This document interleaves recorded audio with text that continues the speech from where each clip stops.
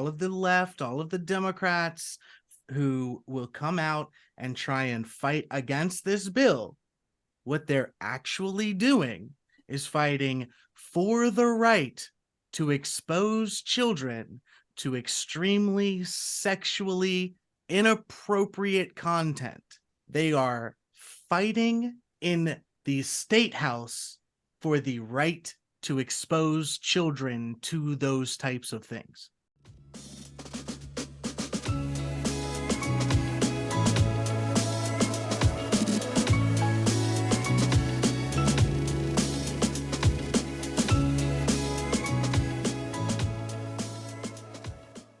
Welcome, everybody. My name is Corey Allen, and this is the Overton Report.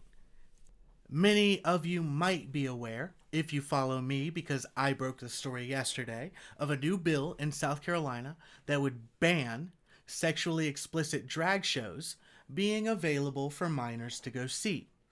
There are stiff penalties for it, for both businesses, publicly funded institutions, and adults that bring their children to such ridiculous events like this. A child, queen. The child. How old are you?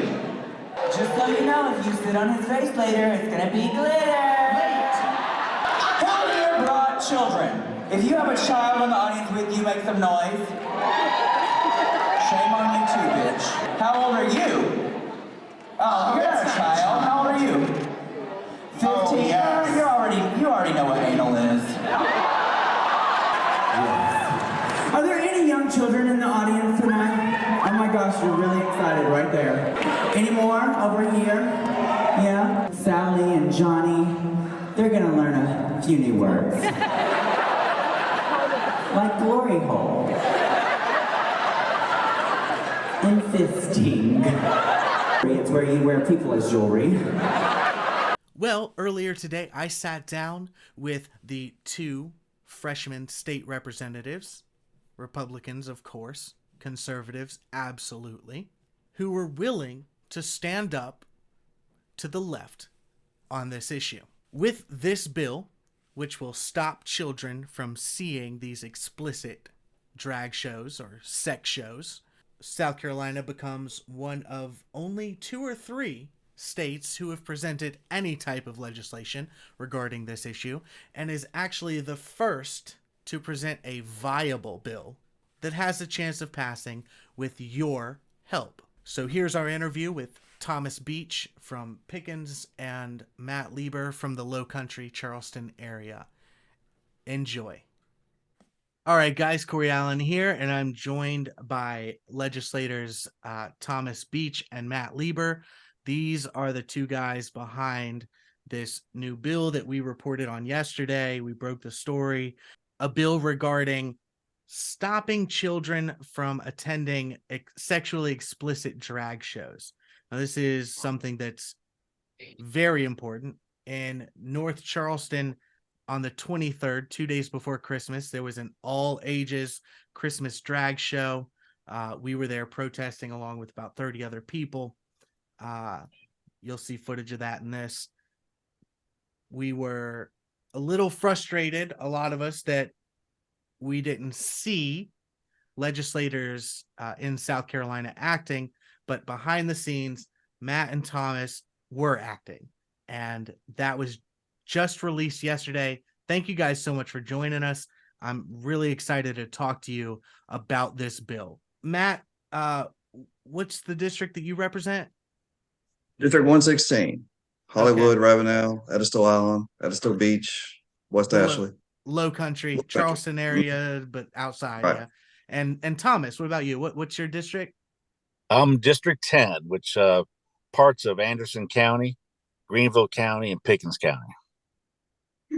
So we got the upstate and we got the low country coming together finally, which doesn't happen often. Let's be real. It took 2 paratroopers. Two paratroopers, yeah. What? I didn't realize. I knew Matt, but I didn't realize that you were a paratrooper, Tom. Mm-hmm. Oh yeah, I served time in the U.S. Army as an infantryman. I did time with the 75th Ranger Regiment, 2nd Infantry Division, and 24th Infantry Division as well. Wow. Thank you both, really. I know you guys get sick of hearing that. Anyway, so this is actually really big. So let me ask you guys, this drag queen, we've all seen the drag queen story hours and the drag queen brunches. Now we're even seeing videos of children dressing in drag and grown adults putting dollar bills in their clothes and just very, very obscene, strange stuff. But I think, and correct me if I'm wrong, but I think that in South Carolina, a lot of people just thought that this was a problem of liberal states or leftist areas. And I think that idea was shattered completely when the drag show Christmas special at the North Charleston Performing Arts Center kind of blew up as a story. Is that what made you guys decide to act on this, or was it a mix of certain things? What was it that made you guys decide you needed to do this? I think Charleston was the catalyst. We've been seeing this across the country, and it's one of these issues. Like, I wish somebody would do something about that. It's clearly inappropriate, and that's we can do something. I could do something about that here in South Carolina. That was an impetus for me. I mean, my phone was being just lit up over that, what was happening in North Charleston. And so I called the legislative council and I said, I'm interested in putting a bill together. And I had some ideas. And they said, well, there's someone that's already working on a similar bill. Let me reach out to them and let's see what if I can give permission to work with you, and we work together. So that sort of process happened. They got back to me and they told me it was Thomas Beach, Representative Thomas Beach. And I was like, oh, this is great, because Thomas and I are fast friends already, and we know how to work on things like this. And so they put us together, and then we just started having conference calls talking about it. Thomas had asked for a draft, a raw draft, really, and it came out, but it was missing some key elements. Mm-hmm. And so we really got into discussing what was missing and how important it was that the element about the fact that we weren't going after a particular lifestyle. Yeah, and we'll definitely get into that. I want to first I want to say that what's happening right here with Matt Leber and Thomas Beach, this is one of the reasons that elections actually matter, because both of these men are freshmen in the state house, right? So these are people who were just elected for the first time to the state house of South Carolina, and they are taking positive conservative action in legislation right off the rip, and that's why elections are important. Just the little backstory. I'm just a father from Piedmont. Yeah, recently elected. I'm not political per se, but when you're tackling this kind of issue that's going to affect, the people of South Carolina, it is daunting, because it's an issue that matters. It matters to our families and our kids. And I was tickled pink that's trying to draft language. I'm not a lawyer. And Matt Leber, Representative Leber, gives me a call and says, hey, let me help you. Oh, my goodness. Representative Leber, I'm so happy that you came aboard, because it's for just a simple man out of Piedmont. This is a big task, and you got to do it right. And you got to do it right the first time. And so I'm so appreciative of Representative Leber to reach out to me to say, let's, two minds is better than one. And Mr. Corey Allen, myself and Representative Leber, we're really appreciative of you letting us get on this show and talking about the issues. Absolutely. It's my goal, one more last thing. The reason why I ran for office was to protect kids. I mean, my opponent was proposing legislation to chemically castrate boys as young as 10 years old so that they can play in girls' sports. So this assault on children has been going on, and you got a couple paratroopers that are going to come in here and defend our families, defend our freedoms, defend our kids. That's what we're going to do. I know that even before with Thomas, before you took office, we briefly worked together on the issue of Stamped and Pickens, and you've been on an interview with me before, and we discussed that your entire reason for running was because of these types of issues that affect children and the future of our country, and I definitely appreciate that. I want to just read the very first part of the bill so that people understand a little bit about what we're talking about, and then after that, I want to touch on the changes that were made from the first draft that people did not see, and this draft, because I think that the changes that were made are, as Matt said, very, very key to the success of this bill, and to really illustrate the points that we've all really been trying to make, rather than the way our opposition tries to paint what we're trying to do. So the bill says, a bill to amend the South Carolina Code of Laws by adding section 6-1-200 so as to provide that any business where drag shows are held is deemed to be a sexually oriented business for all local ordinances relating to a sexually oriented business, by adding section 6-1-210 so as to prohibit a state agency, political subdivision, and any entity that is supported in whole or in part by public funds may use any public funds to host or provide a drag show, and by amending section 16-15-385 relating to disseminating harmful materials to minors so as to include the offense of allowing a minor to view a drag show. Now, in layman's terms, I'm just going to lay it out for people so that they understand what this really means. If there's a business that decides to have a drag show that is sexually explicit, and we'll get into those definitions later on in the bill, a sexually explicit drag show is held at a bar, for example, then that bar must be looked at the same way that a strip club or a sex toy or a porn store is looked at. That means that no children will be allowed to be in there. Very, very simple, easy stuff. It also says, in layman's terms, that universities will not be able to hold these explicit drag shows in their auditoriums, and government-owned facilities like the North Charleston Coliseum and Performing Arts Center, they will not be allowed to hold these explicit drag shows or explicit shows of any kind. In the last bill, the term drag show only meant, drag show, quote, means performance in which a performer exhibits a gender identity that is different than the performer's gender assigned at birth, using clothing, makeup, or other physical markers, and sings, lip syncs, dances, or otherwise performs before an audience for entertainment. That's what the first bill said. When the Legislative Council presented this bill to you guys and said, this is what we have put forward, tell me what it was that bothered you about that definition.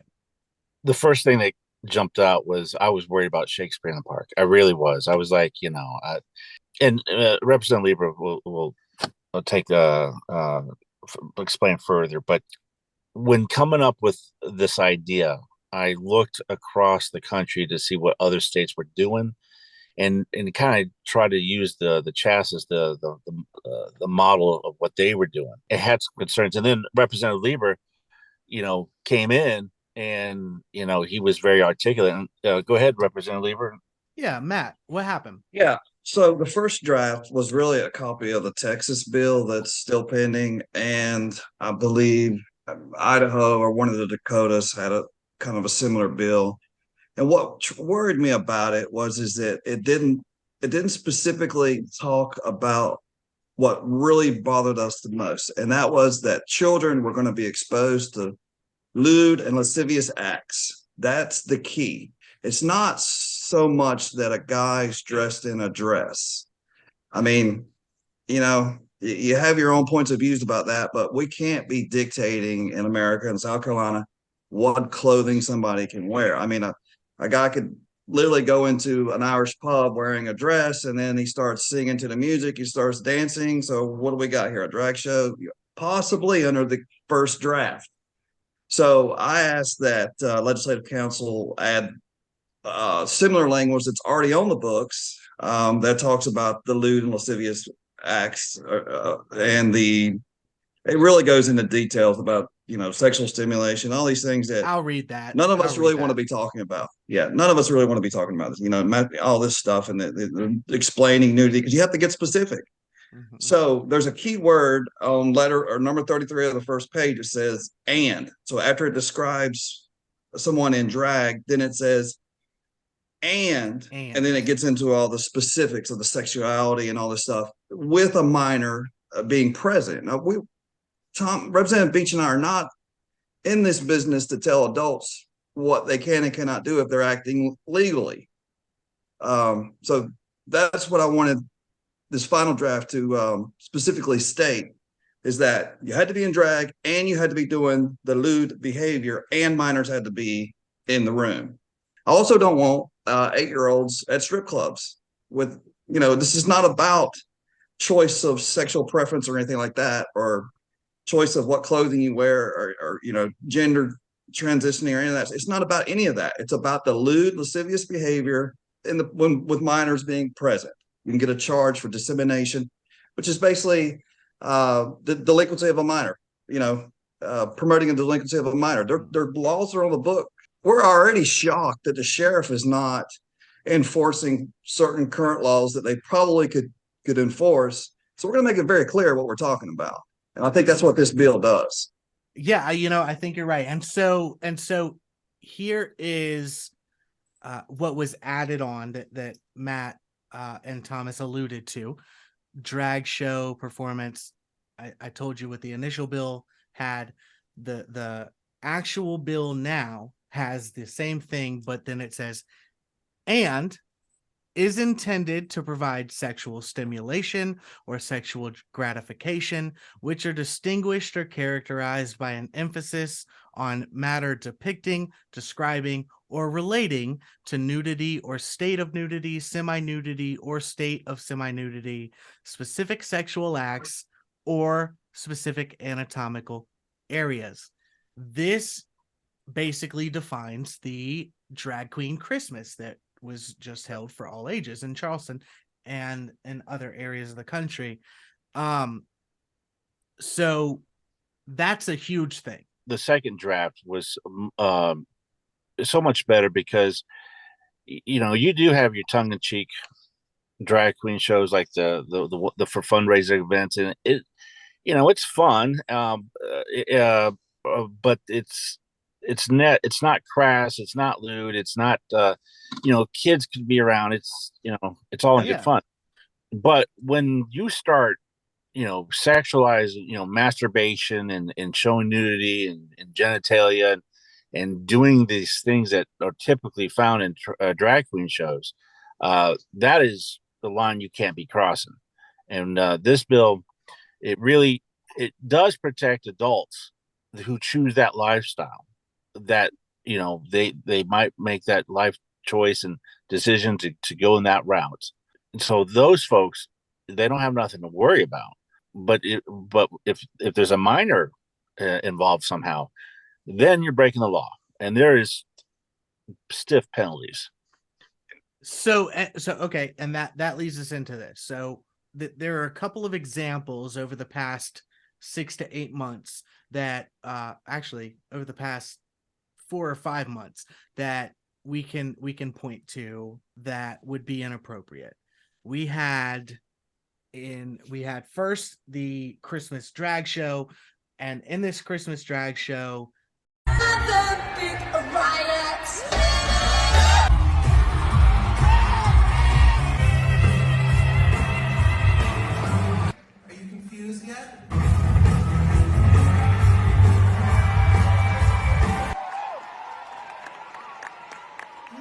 Minty fresh. I had sex with my father's boss in my father's office. What's your favorite part? Well, I slept with my stepfather's co-worker in our RV over Thanksgiving.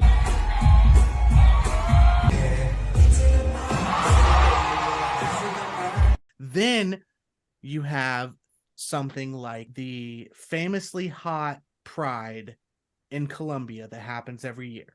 Earlier this year, the candidate for state superintendent, Lisa Ellis, the Democrat candidate, she attended the famously hot Pride and she spoke on a stage. And about an hour later on that exact same stage, a drag queen in very suggestive clothing came out, brought a child on the stage to dance, and had children or had adults put money and throw money at that kid. This type of bill will stop that from being allowed on the public streets of Colombia. Is that correct? We're going to protect our kids. That's the problem with these leftists, that they have lacked discernment.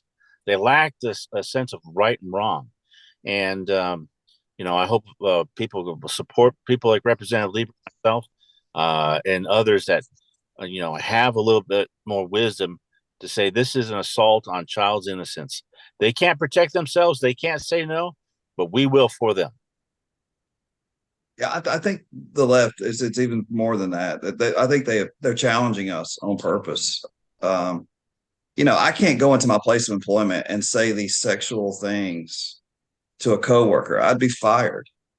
But teachers that go and say it to our 6-year-olds in kindergarten are winning awards, and let me ask they're you challenging this, us. Let me ask you this: if it's a straight man saying these exact same things to those school children, they're in trouble. If it's a straight woman saying these things to those school children, they're in trouble.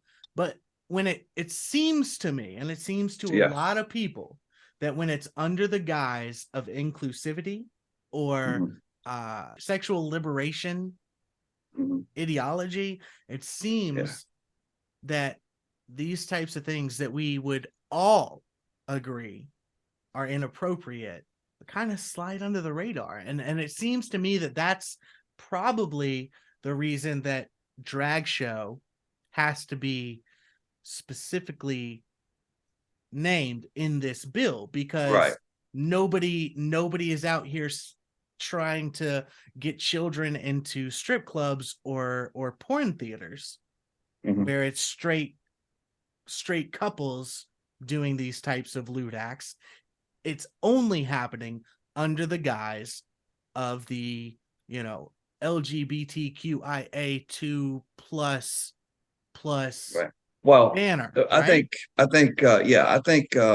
oftentimes I'm asked, well, aren't there laws on the books against this sort of thing? But I think that cloak of inclusiveness and whatever you want to call it is making law enforcement and DAs hesitate for a second, because they don't want to get in trouble for violating this code that's emerged.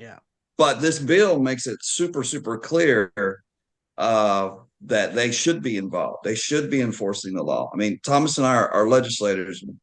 Our job is not to enforce the law, but our job is to empower those that do enforce the law with laws that are clear and unambiguous, and our intentions are very clear. And this bill is literally 2.5 pages long. It's not overly complicated. It takes current law. There are actually typos in the third page, but it's because we had to include current law that has typos. I think some of that is because some of these laws are 100 years old, and they propagated over into digital, and the errors weren't found. But we noticed the errors, and we were like, hey, there's errors. And they're like, there's nothing we can do about it. That's current law. We have to copy it.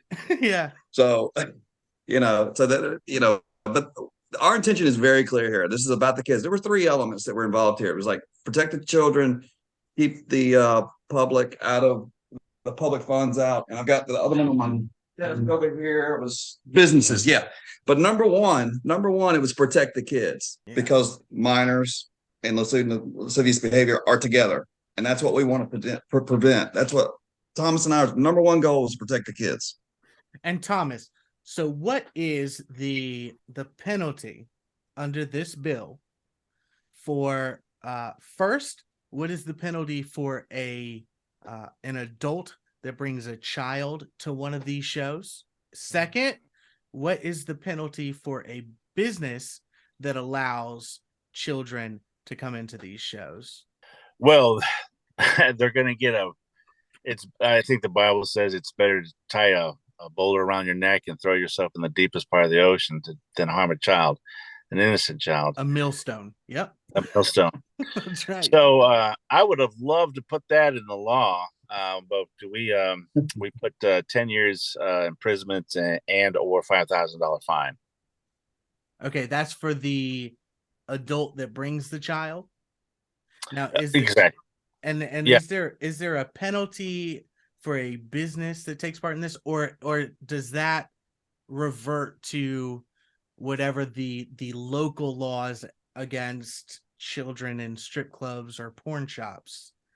Does it revert to that since those places will automatically be deemed sexually oriented businesses by holding the show, the sexually explicit drag shows?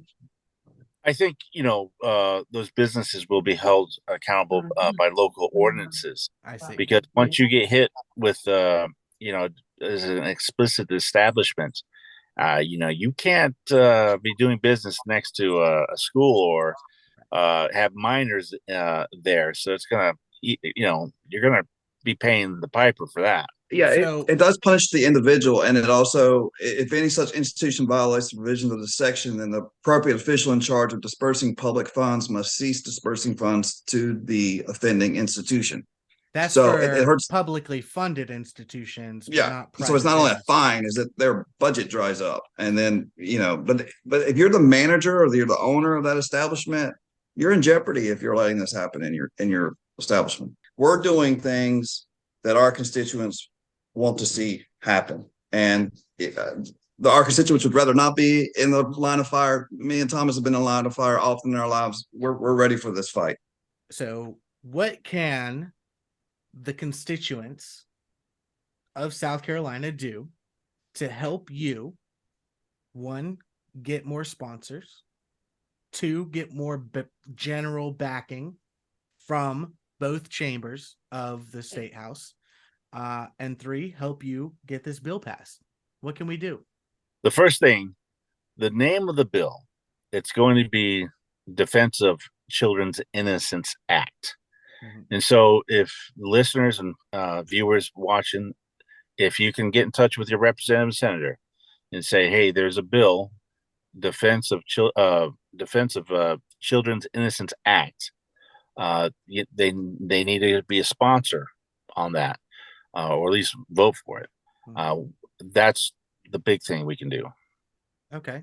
We're also going to reach out to various organizations. I'm going to make a phone call to Dave at Palmetto Family tonight, and we're meeting with the freshman caucus on Monday. He is on Monday. So we're going to bring those up to these organizations that know how to kind of stir the grassroots and get our support. But yeah, tell your fellow, your state reps and state senators, because a lot of these good bills do die in the Senate. So we need to have both chambers, both representatives in both chambers aware that this bill is important to you, and you've got to tell them it's important to you. Absolutely. So we all know that the left will come at this, misrepresent it, paint it as something that it isn't. Give our viewers what they need, just in a very quick stump speech, soundbite type of way. What's the argument that we need to bring when the Democrats lie and say we're trying to take away the freedom of the LGBTQ community, or we're attacking and we're homophobic? What is the point of this bill specifically, Thomas? Here we have children who can't say no, who can't defend themselves, that are exposed to this sort of lifestyle. that is harmful. And I'll get to your question here, but I'm just expanding. For sure. It is that, you know, we saw in the Library of Medicine that transgender suicide rate is at 42%. The youth of transgender contemplate a suicide at 80%. And so this is definitely harmful to kids' natural rights. Now, you can't be racist, sexist, homophobe, whatever label, if we're trying to conserve those three rights for every individual. You can be from across the world, don't speak English, never heard of Jesus, you wear a dress, but you're a man. And our job as conservatives is to conserve those three rights for every individual. And so we are trying to protect children who can't protect themselves. So to answer your question, what is something that we can say? I'm telling you that we're here to save the kids, to protect the children from lewd and highly sexualized public acts. Great. Matt. Well, I mean, this bill actually protects freedoms and liberty of individuals, regardless of your lifestyle, regardless of your gender, regardless of your sexual preferences, regardless of your transgender. It protects your rights, because this bill, for you to be in jeopardy in this bill, you have to actually commit lewd and lascivious acts in the presence of a minor. That is the only way you're going to get in trouble in this bill. Everything else is outside of this bill. So our intent is super clear. Number one priority was to protect children. We have some adults that are parents that are doing things with children that are dangerous and immoral and problematic for that child. The state protects children regardless. If you don't put your child's seatbelt on, if you don't put your child in a car seat, you can get in trouble with the state.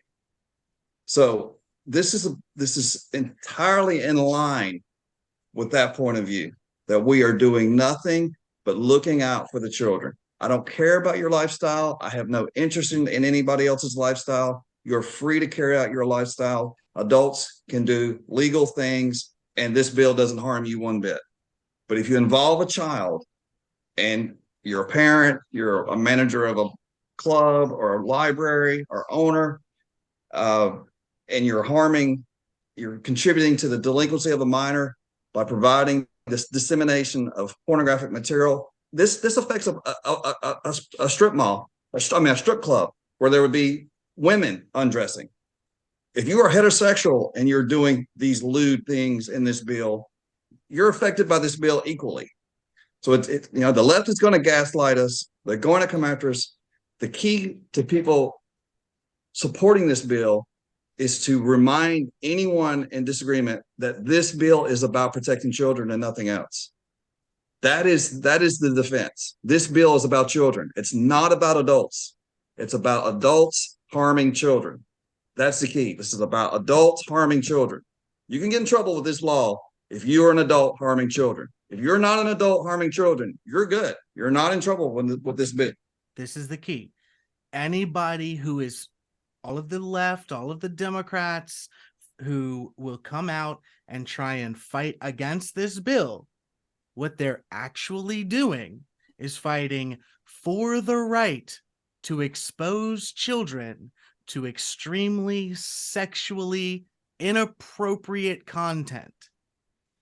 They are fighting in the state house for the right to expose children to those types of things. Well, thank you guys so much for joining us, and we appreciate you guys standing up. Back us up. Let's go. Let's back us up. This is a fight. Get behind Thomas, get behind me. Let's take this, carry it out. Let's get this bill passed. We need your viewers to watch our six. Yeah. And we'll be the point of the spear and protecting our kids. We'll be that wall between the left and your family. Yep. That's what we do, man. That's the whole goal of the Overton Group, the Overton Report. We appreciate you guys joining us, and everybody out there, call your state rep, call your state senator, ask them to jump on this bill as a co-sponsor. Send them a copy, which you'll find in the comments wherever you're watching this, or you'll find it in your email if this is going out to you on Substack.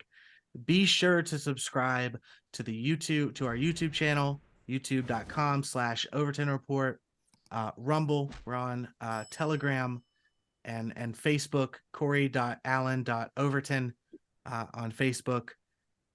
Stay tuned, because this is going to be a fight for the ages. You've never seen the left as angry as they are when the right tries to protect children from their disgusting predatory behavior. It's about to get really wild in the state of South Carolina, and this is the first place where a bill like this actually has a chance of passing, because it's very specifically defined, and that was key to making this bill viable, and we've done it. And thank you guys for your effort. We really appreciate it. We hope to talk to you soon, and of course, as always, we're gonna have your back when you're doing the right thing. So look forward to working with you guys in the future. Thanks, Corey. Thank you very much. I really hope you enjoy this interview. I enjoyed having it, and it's good, very good, that we have some legislators on our side willing to take a stand with us when so many are so willing to stand against us.